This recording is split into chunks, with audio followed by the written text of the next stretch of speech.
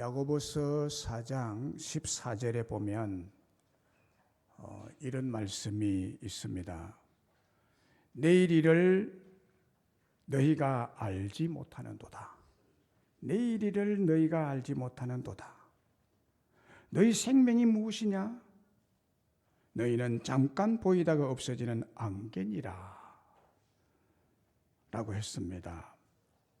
무슨 말인고 하면 인간은 전지하지도 전능하지도 못하기 때문에 오늘 하루에도 자기 주변에서 무슨 일이 일어날지 도저히 예측할 수가 없다는 말씀이죠. 또한 인간의 생명이 얼마나 연약하고 나약한지 또 한계가 있기 때문에 아침에 산허리에 잠깐 보이다가 없어지는 안개와 같은 존재라는 것입니다. 아침에 안개가 자욱하게 낀 것을 본 적이 있죠. 조금만 해가 뜨면 온데간데 없고 흔적이 없어져요. 여러분들이 다 그런 존재라는 거예요. 언젠가는 안개처럼 사라지고 이 땅에 없을 거예요. 그게 인생이라는 거예요. 그래서 매일매일 끊임없이 일어나는 수많은 문제와 사고, 고통스럽고 절망스러운 일들 때문에 항상 마음이 불안하고 초조한 날들을 보내는 것이 금방 없어질 안개와 같은 인간이다라는 것입니다. 사실은 하루도 방심하며 살 수 없는 어렵고 불안한 세상이 우리가 살아가는 세상입니다. 나와 내 가족, 내 주변에서 오늘 하루 동안 무슨 일이 일어날지 알 수 없기 때문에 불안한 것입니다. 우리나라 정치인들의 피 터지는 싸움, 40여 년 만에 찾아온 고금리와 경제 불황, 우크라이나와 러시아의 장기간의 전쟁, 튀르키예의 최강 지진으로 52만 가구와 건물 16만 채가 무너지고 사망자 수는 가히 상상을 초월하는 5만 명이 넘는 절망과 아비규환의 지옥 같은 환란, 북한 김정은의 무력 핵도발로 인한 전쟁 불안감과 긴장감, 오늘 우리 학생들의 학교 폭력 등등으로 신문 보도나 라디오나 TV를 듣고 보면 모든 사건의 이야기가 살아가기 힘든 사망의 음침한 골짜기와 같은 세상임을 드러내고 있습니다. 이런 형편에서 과연 우리가 살아남을 수 있을까? 과연 우리가 다시 재기할 수 있는 능력이 있을까? 과연 다시 경제적 부담 없이 넉넉하게 생활할 수 있는 때가 우리에게, 나에게 올 것인가? 라는 질문과 함께 불안하고 초조한 날들을 보내고 있습니다. 그런데 오늘 시편 23편을 지은 다윗은 담대히 고백하기를 내가 사망의 엄침한 골짜기로 다닐지라도 해를 두려워하지 않는다고 했습니다. 쉬운 말 우리 성경 번역에는 이 구절을 이렇게 번역하고 있습니다. 비록 내가 죽음의 그늘이 드리운 깊은 골짜기를 지난다 해도 내게는 아무 두려움이 없다라고 했습니다.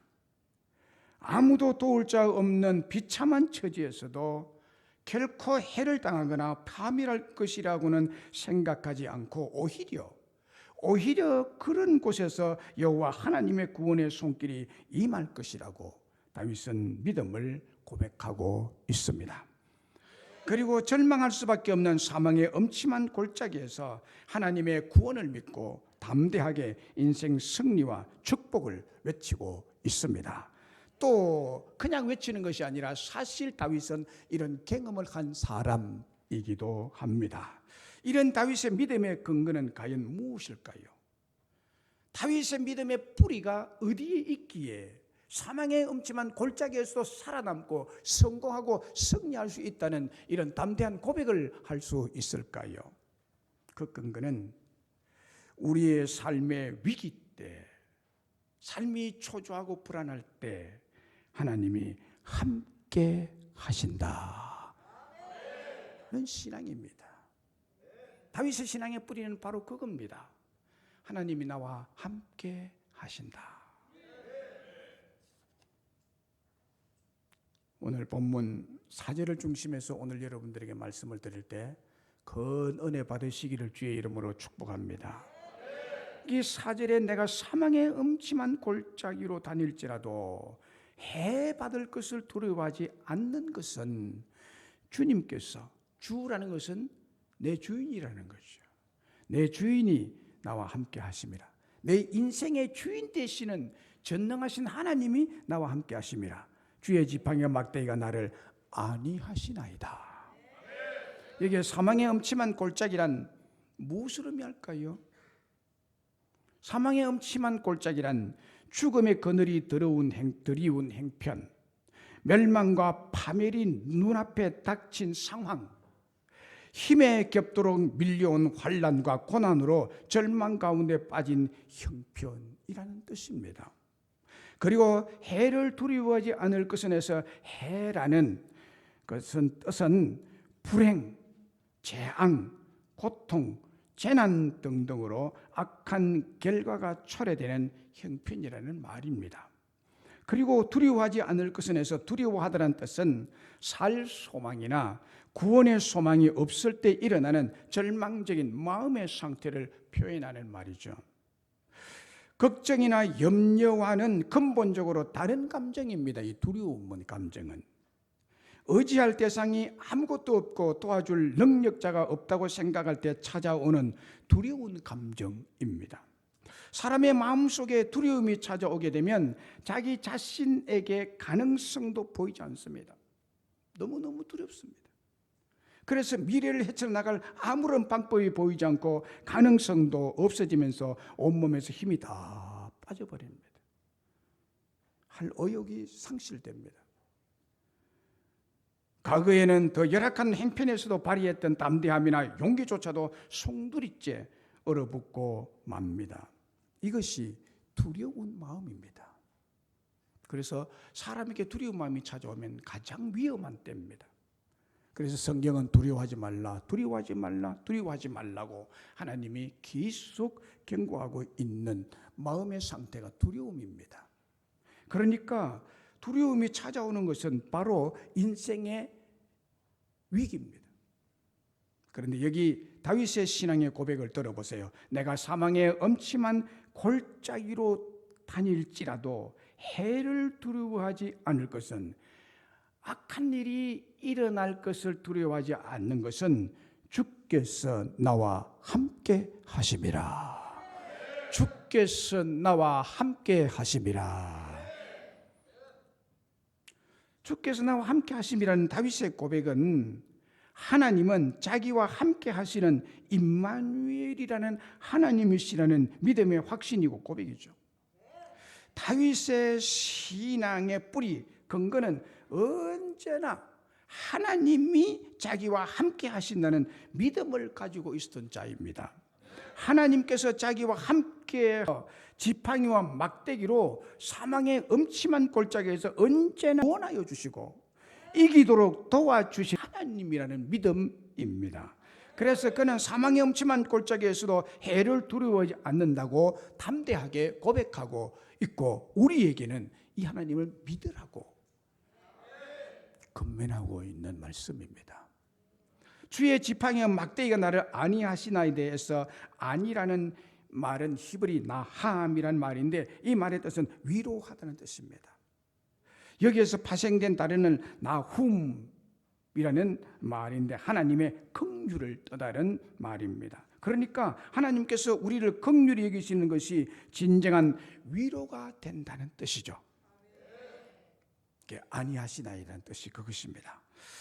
여러분 앞에 사망의 음침한 골짜기가 도래했다는 것은 죽음의 그늘이 드리운 행편, 멸망과 파멸이 눈앞에 닥친 상황, 힘에 겹도록 밀려온 환난과 고난으로 절망 가운데 빠져서 불행과 고통, 재난과 두려움, 절망적인 위기 앞에 살 소망이나 구원의 소망이 없을 때 힘없이 주저앉아 있는 양의 모습입니다. 사망의 엄침한 골짜기에 달린다는 것은 그런 힘없이 주저앉은 절망 가운데, 불안 가운데, 두려움 가운데 주저앉아 있는 양의 모습. 그런데 양의 주인 되신 주님께서 두려워서 마음이 초조하고 불안해하는 양과 함께 하심으로 사망의 음침하고 위험하고 불행스러운 모든 재난을 주의 지팡이와 막대기로 물리쳐 주실 줄로 믿습니다. 그리고 안위하시고 위로하시고 사랑의 긍휼로 해결하여 주신다는 말씀입니다. 그래서 다윗은 주님께서 함께 하시는 한 두려울 것이 전혀 없다. 주님이 자신과 함께 하는 한 이 세상에 그 어떤 것도 두려울 것이 없다는 고백이에요. 이게 믿음이죠. 하나님이 실제로 함께 계시죠.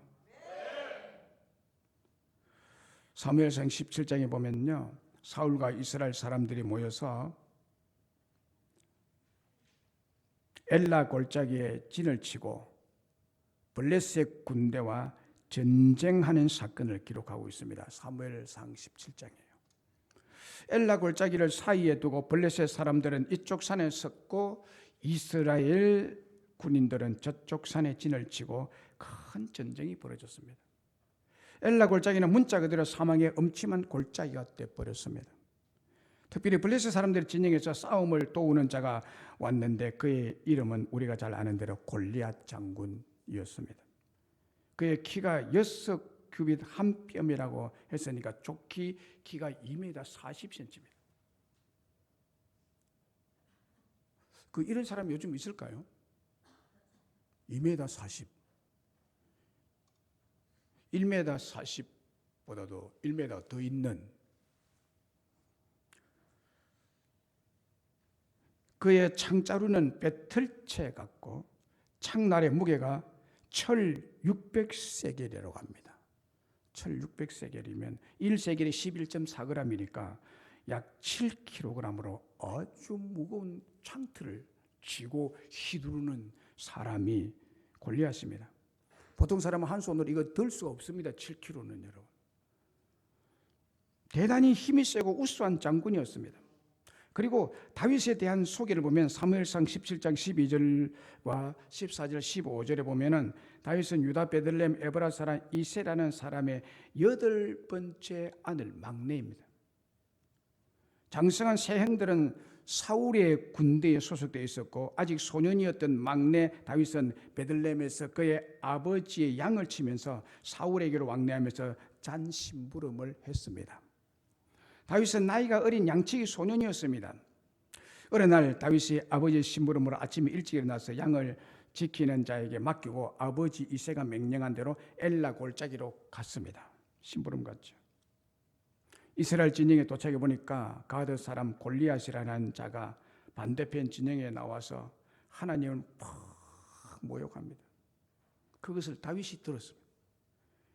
이스라엘의 모든 군인들이 그 사람을 보고 심히 두려워해서 그 앞에서 도망해서 바위 뒤에 숨고 굴에 다 숨어 있었습니다. 이스라엘 군인들이. 다윗이 보니까 그런 행편이에요. 세상에 너무너무 절망이 되는 그런 상황이죠. 그리고는 다윗이 골리앗이 하나님을 이렇게 저주하고 이스라엘 백성들을 저주하고 무시하는 말을 듣고 다윗의 소년이 사울 왕에게 나아갔습니다. 그러면서 왕에게 오히려 이 작은 소년이 골리앗으로 말미암아 낙심하지 마소서. 주의 종이 가서 저 블레셋 사람과 싸우리이다. 주의 종이 아버지 양을 지킬 때 사자나 곰이 와서 양떼의 새끼를 물어가면 내가 따라가서 그것을 치고 그 입에서 새끼를 건져내었고 그것이 일어나 나를 해하고자 하면 내가 그 수염을 잡고 그를 쳐 죽였습니다. 주의 종이 사자와 곰도 쳐선적 살아계시는 하나님의 군대를 모욕한 이 할례받지 않은 블레셋 사람 골리앗을 짐승의 하나와 같이 되리이다. 다윗이 또 말합니다. 여호와께서 나를 사자의 발톱과 곰의 발톱에서 건져내셨은즉 나를 이 블레셋 사람 골리앗의 손에서도 건져줄 것이 분명합니다. 이 말 들은 사울 왕이 다윗에게 가봐라. 여호와께서 너와 함께 하시기를 내가 원한다. 라고 하면서 보냅니다. 그래서 손에 막대기, 시내에서 매끄러운 돌 5개를 골라서 자기 주머니에 넣고 손에 물매를 가지고 블레셋 사람에게 나아갑니다. 골리앗에게 나아가죠. 그때 골리앗이 쭉 이렇게 둘러보면서요, 다윗을 보고 업신여기면서 이렇게 말했습니다. 네가 나를 괴로워하느냐? 막대기를 가지고 내게 나왔느냐? 그러면서 다윗을 저주하고 내게로 오라. 내가 네 살을 공중의 새들과 들짐승에게 줄 것이라. 다윗이 이 말을 듣고 골리앗에게 이렇게 말합니다. 너는 칼과 창과 단창으로 내게 나오지만은 나는 만군의 여호와의 이름 곧 네가 모욕하는 이스라엘 군대의 하나님의 이름으로 내가 너에게 싸우러 간다.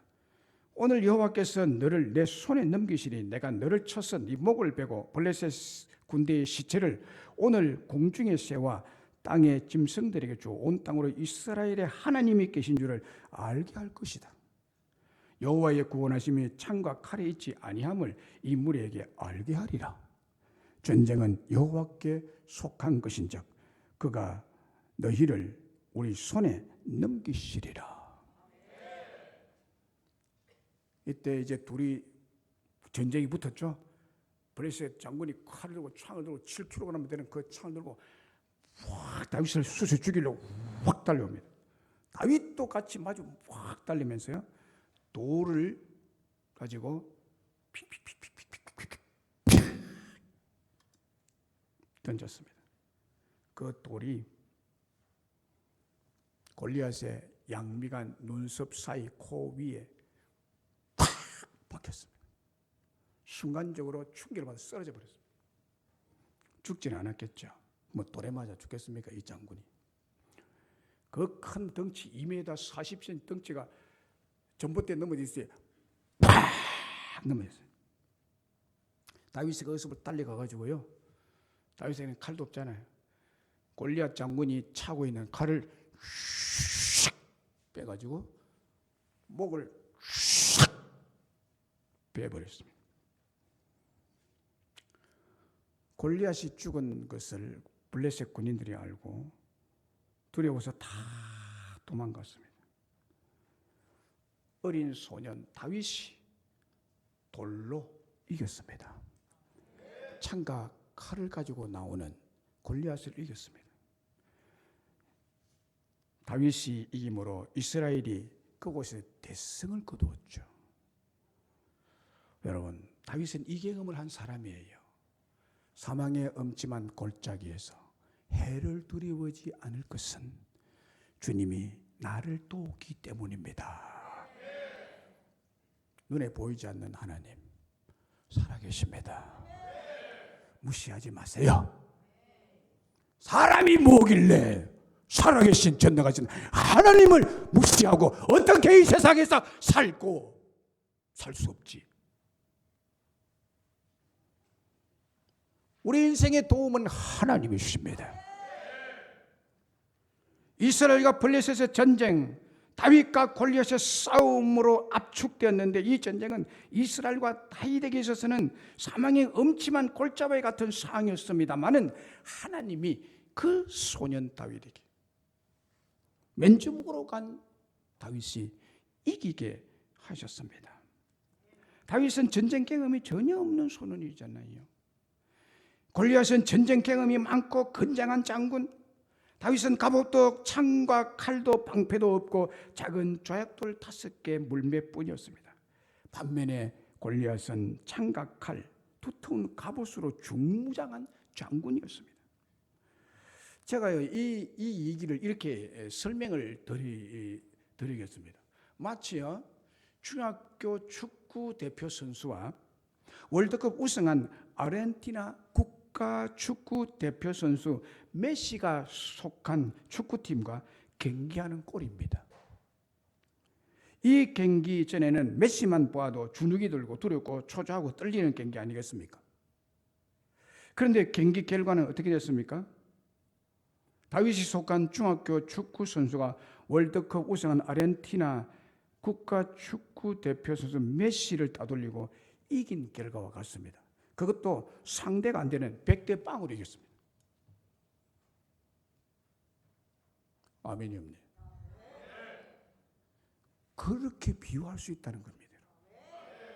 하나님이 함께 하신 결과로 모든 절망과 죽음의 그림자, 불안과 초조한 현실이 물러가고 행복과 평화와 승리의 축복을 받게 된 줄로 믿습니다. 하나님이 하시는 일이에요. 다윗의 믿음의 근거요, 꽃같이 그것이 저와 여러분의 믿음의 근거요, 뿌리인 줄로 믿습니다. 하나님, 바로 삶의 위기 때도 하나님이 우리와 함께 하셔서 모든 절망과 죽음의 그림자, 엄침한 골짜기의 불안과 초조한 현실을 하나님이 물리쳐 주시고 안해 주심으로 행복과 평화, 승리와 우리의 잔이 넘치는 100배의 축복을 받게 하실 줄로 믿습니다. 나중에 사울이요, 이것을 보고요, 다윗을 죽이려고 합니다. 다윗을 죽이려고 합니다. 사무엘상 18장 28절로 29절에 보면은요, 여호와께서 다윗과 함께 계심을 사울이 보고 알았고 사울이 다윗을 더욱 두려워하여 평생에 다윗의 대적이 되니라. 이렇게 기록하고 있습니다. 참 이상하지요. 너무너무 이상하지 않나요? 다윗의 편이 되어야 됩니까? 다윗의 대적이 되어야 됩니까? 그런데 성경은요, 사울이 다윗의 대적이 됐다고 합니다. 하나님이 함께 하지 않은 사울이 하나님이 함께 하시는 다윗을 볼 때 심술이 나고 시기심이 일어나고 또 한편으로는 다윗을 더욱 두려워하게 되고 평생에 다윗의 대적이 되어서 다윗을 죽이려고 모든 힘을 낭비하고 하나님의 도우심을 받지 못하고 결국 망하고 맙니다.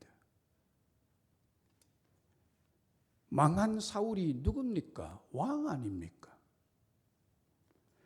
사무엘상 19장 1절에 사울이 그의 아들 요나단과 그의 모든 신하에게 다윗을 죽이라고 명령을 내렸습니다.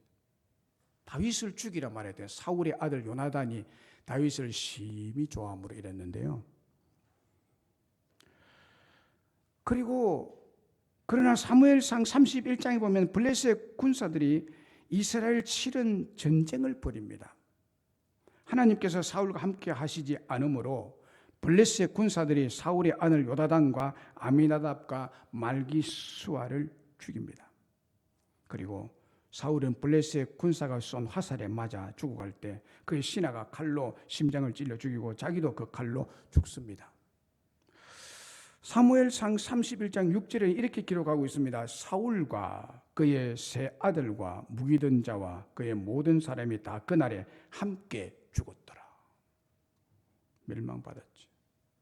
하나님께서 사울과 함께 하시지 않고 도와주시지 않으므로 그는 사망과 죽음의 골짜기에서 벗어나지 못하고 죽고 멸망받고 맙니다. 사울은요, 하나님이 도우는지 안 도우는지 감감한 무감각한 사람이에요. 하나님 함께 계심을 믿지 않는 사람이에요. 사울은요, 자기 힘으로 하면 될 줄 알았어요.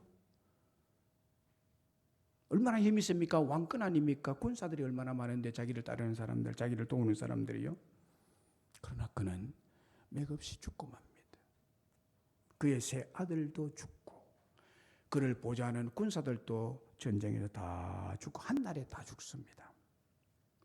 하나님이 함께하지 않는 사울, 그의 왕가, 그의 가문은 하루아침에 다 없어져 버립니다.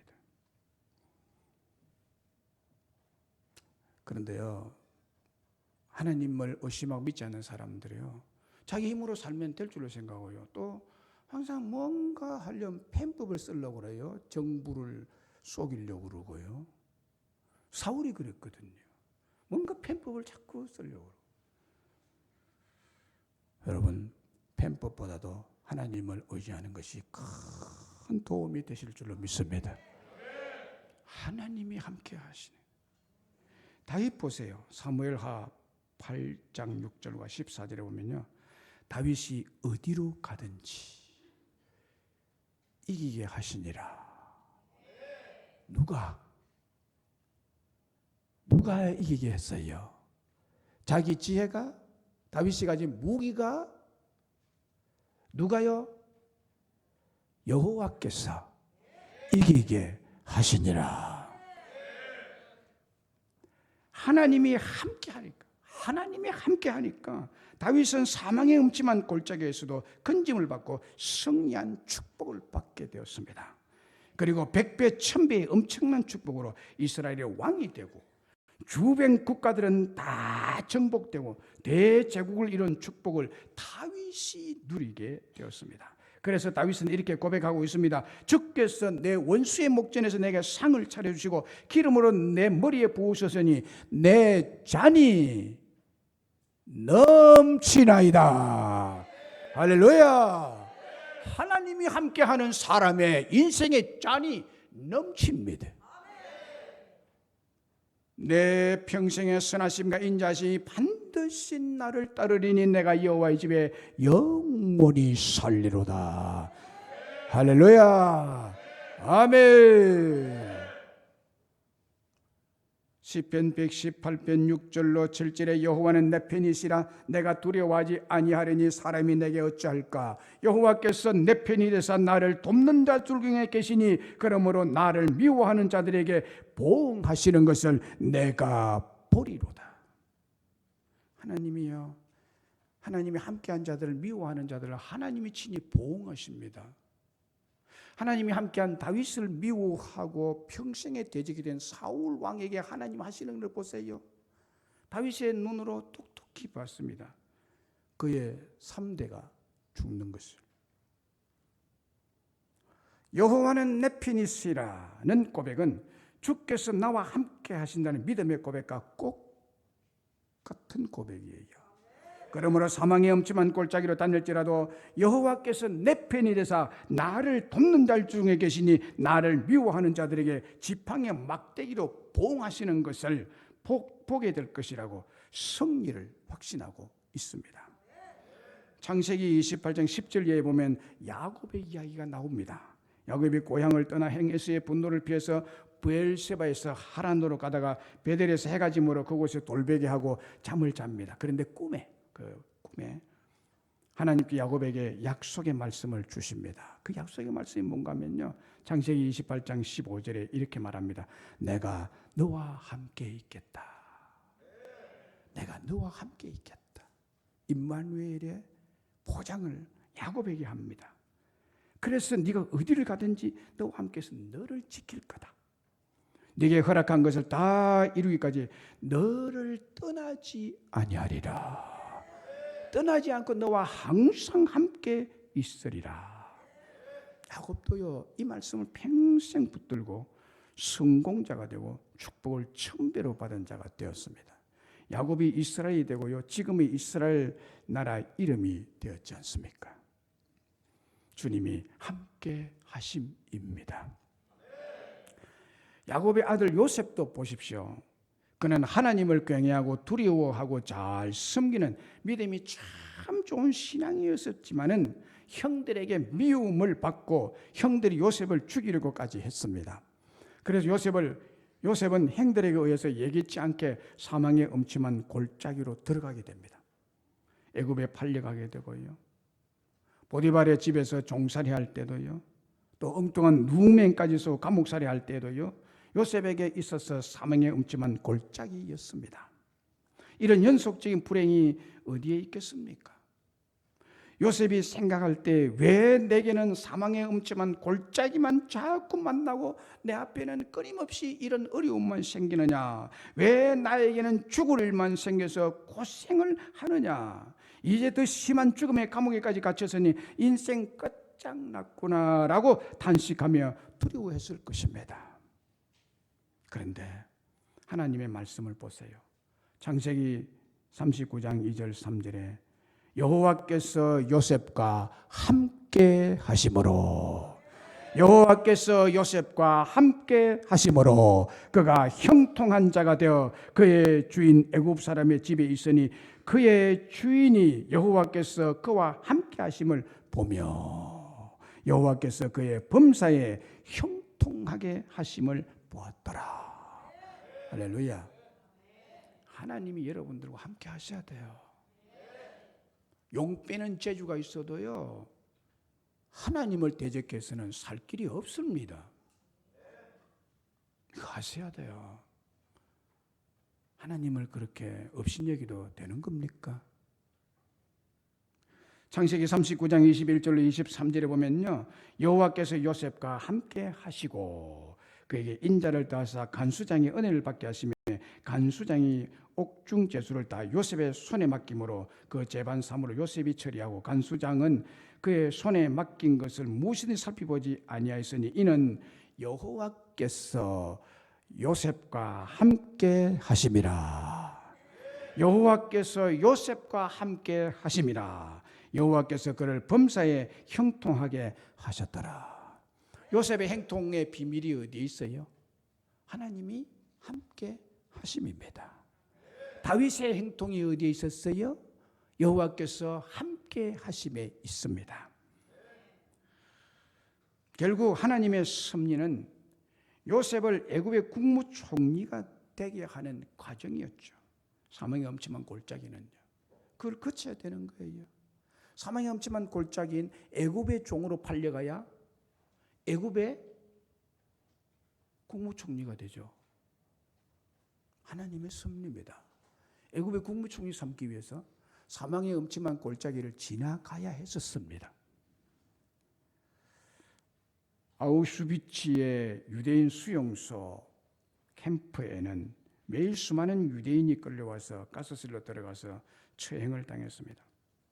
그런데요, 누가 기록했는지 아우슈비츠 수용소 벽에 이런 글귀가 쓰여 있었습니다. 구름으로 태양을 가려도 구름 위에 태양이 있는 것을 믿는 것처럼 지금은 환난과 고통밖에는 없지만 어딘가에 하나님이 우리와 함께 계신다. 하나님이 우리와 함께 계신다. 이 신앙 고백은 놀라운 고백이에요. 이 신앙을 가진 성도들은 그 죽음의 음침한 골짜기에서도 살아나왔다고 증언하고 있습니다. 아우슈비츠 가스실에 살아났대요. 여러분, 구름이 아무리 하늘을 가려도 구름 위에 태양이 있는 것을 아는 것처럼 우리의 환경이 아무리 사망의 음침한 골짜기로 다니게 되는 것이라도 그곳에 하나님이 우리와 함께 계신다는 것을 알고 믿으셔야 합니다. 요셉과 함께 계셨던 하나님이 우리와 24시간 늘 함께 계신다는 사실을 알고 환경을 바라보고 두려워하지 말고 언제나 임마누엘 하나님을 생각하고 마음의 용기와 꿈과 형통을 믿으시기를 간절히 바랍니다. 우리가 하나님을 믿고 예수님을 믿는 믿음이 있어도 이 세상에서 사망의 엄침한 골짜기를 지나지 않고 만나지 않는다는 보장은 성경 어디에도 없습니다. 오히려 그곳을 지나야 더 좋은 푸른 풀밭을 만날 수 있는 하나님의 섭리가 있습니다. 우리의 목자이신 주님이 그리로 인도하시는 신비한 섭리가 우리의 인생에 있는 거예요. 그러므로 반드시 알아야 할 한 가지 사실은 절대로 내 형제나 부모나 친구가 다 내 곁을 떠난다 할지라도 주님은 그 죽음의 골짜기에서 여러분과 함께 하신다는 주님의 약속을 철두철미 믿고 고백하셔야 됩니다. 그러면 우리에게 특별히 필요한 믿음은 무엇일까요? 여호와 하나님과 성도인 우리는 목자와 양의 관계임을 분명히 하셔야 됩니다. 여러분은 하나님의 양입니다. 하나님이 우리의 목자이십니다. 여러분이 목자를 치고 양이 감히 목자의 자리에 서려고 하면 안 되는 거예요. 여호와는 나의 목자시니 오늘 본문 1절 2절에 여호와는 나의 목자시니 내게 부족함이 없으리로다. 이거는요, 이 시편은 다윗이 지었는데 다윗이 왕일 때 지은 겁니다. 그러니까 여러분이 한번 왕이 되고 대통령 그 자리에 앉으면 어떤 사람은 바뀔지 참 상상이 안 가죠. 아마 끌려기 싫을 사람 많을걸요. 다윗 보세요. 자기 위에 왕이 있다는 것을 그는 압니다. 왕 위에 왕이 여호와 하나님인 것을 압니다.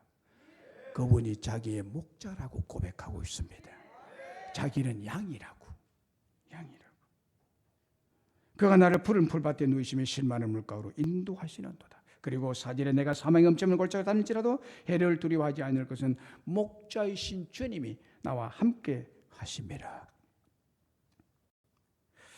여러분, 이 시편 23편은요 성도의 정체성을 정확하게 밝히고 있습니다. 여러분은 양입니다. 저와 여러분은 양입니다. 하나님 앞에 양입니다. 양이 어떤 동물입니까? 양이 참 어리석은 동물입니다. 미련한 동물입니다. 어리석고 미련하면서 또 뭐가 있는가 하면 아주 고집불통입니다. 이게 양이 얼마나 고집이신지요.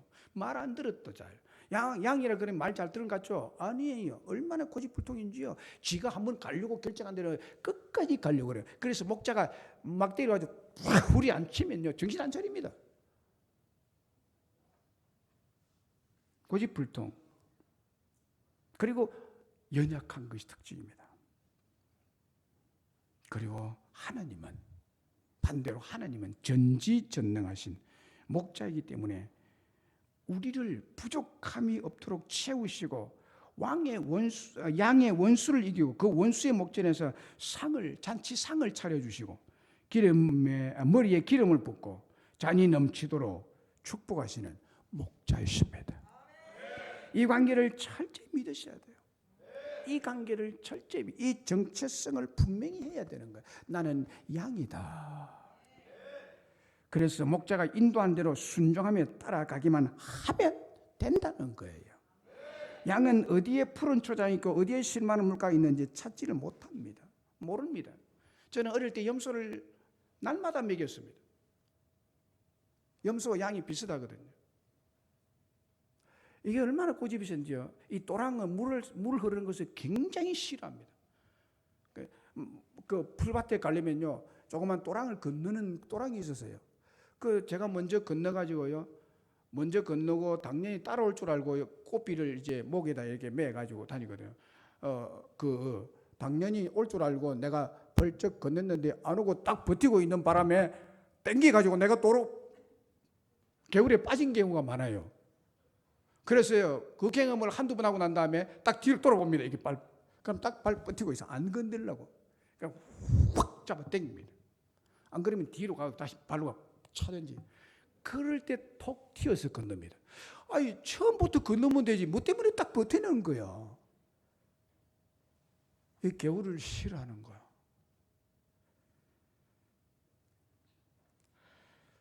그런데 그 개울을 딱 건너서 푸른 풀이 있는 곳으로 이 염소나 양을 끌고 가거든요.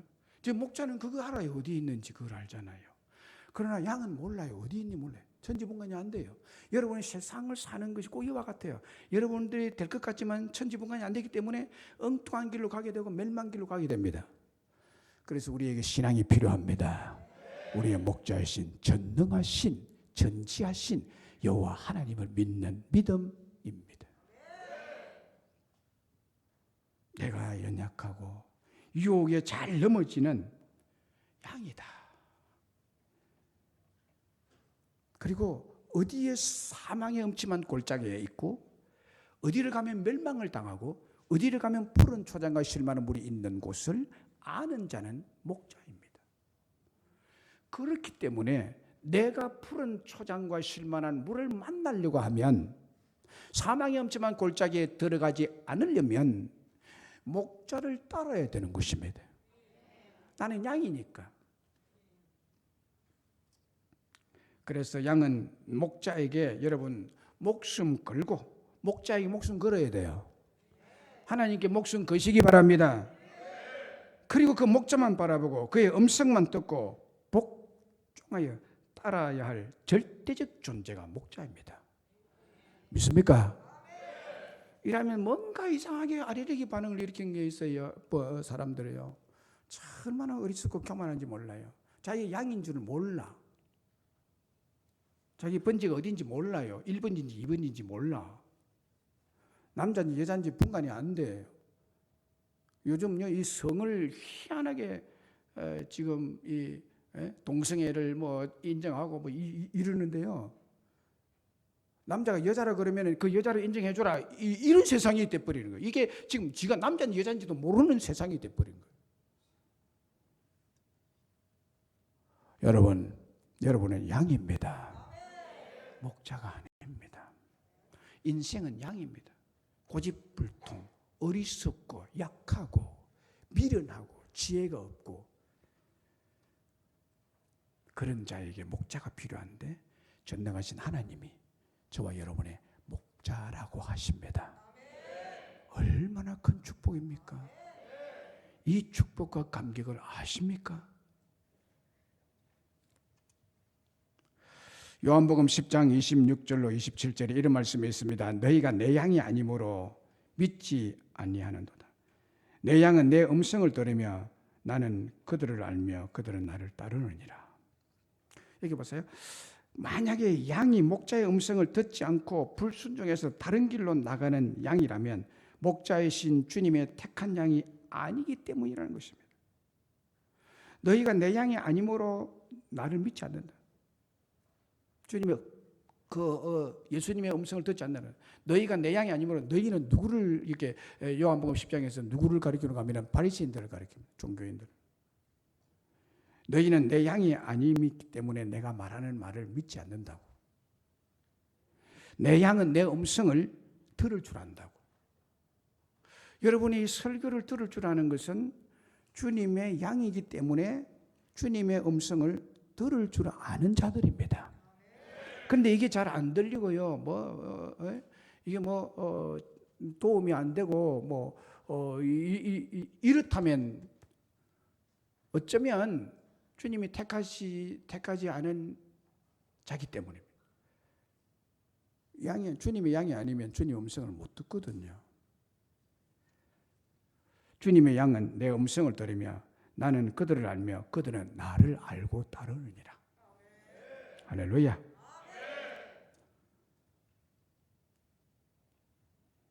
사랑하는 여러분, 혹시 사망의 음침한 골짜기를 만나셨습니까?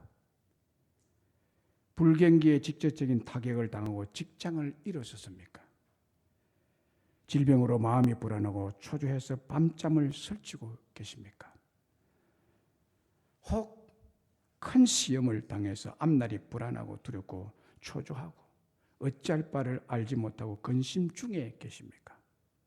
그렇다면 다윗과 같은 믿음으로 이 시편 23편을 주야로 묵상하십시오.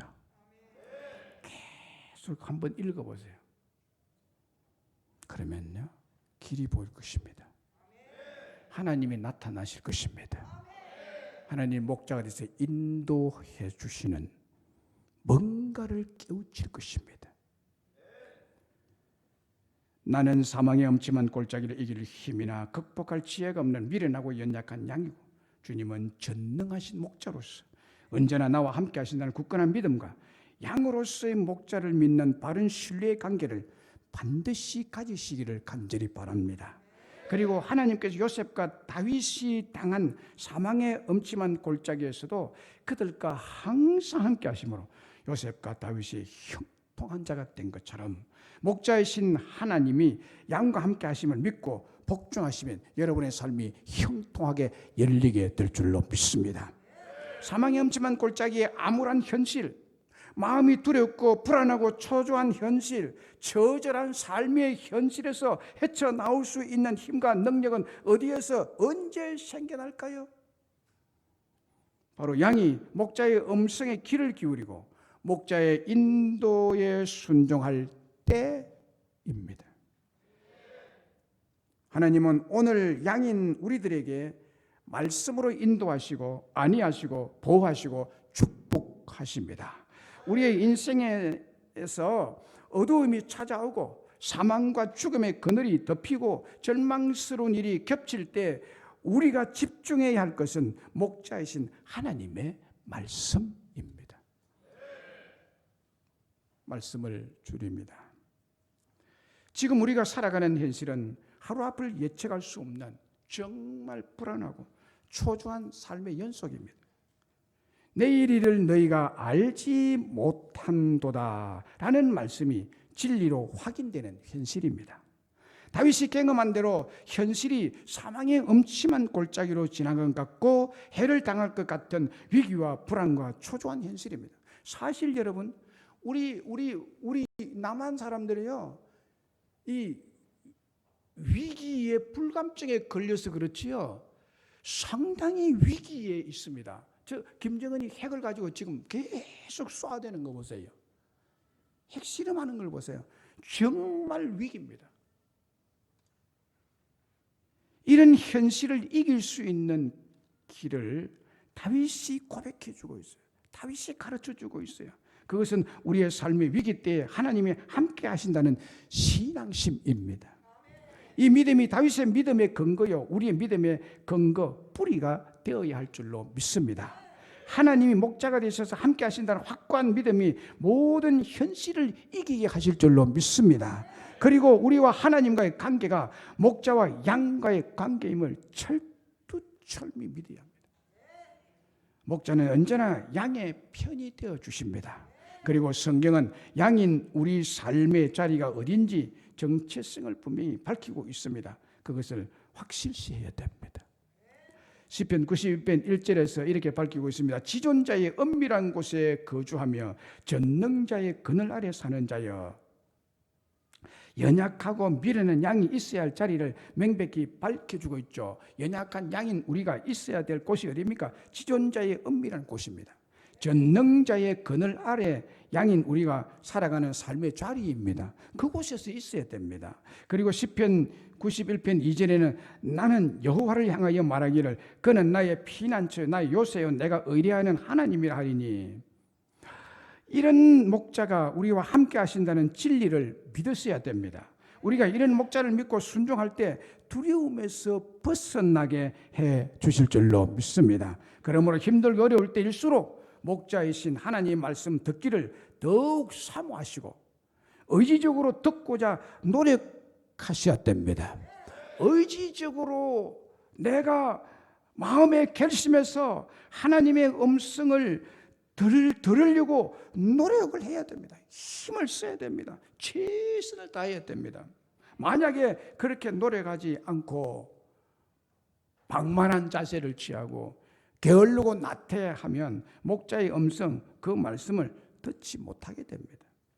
목자의 음성, 그의 음성을, 말씀을 듣지 못하면 결국 두려움이라는 사망의 엄침한 골짜기에 휩쓸려서 헤어나오지 못하고 믿음의 길에서 떠날 수밖에 없습니다.